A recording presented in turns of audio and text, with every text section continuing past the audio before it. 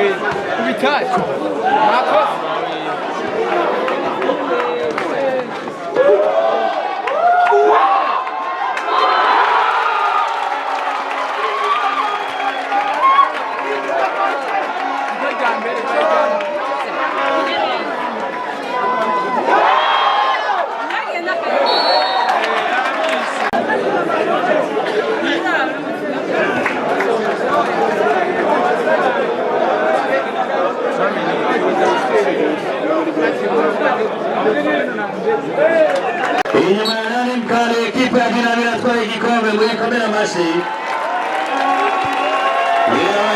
Ekipa ya Dinamo wale rangi. Nuko rero duhe Hakizimana Jean abanyeshuri bakuru bafatire ibisaramo. Kizigeza Hakizimana Jean maboko ya Tota Jean Paul Barakiza Dinamo ni champion.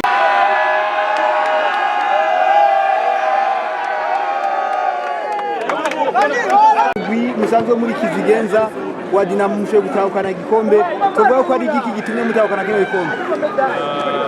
Gambirambere baje gushimira kwanza les organisateurs de FEBABU byiza yorganije pour la pre-season.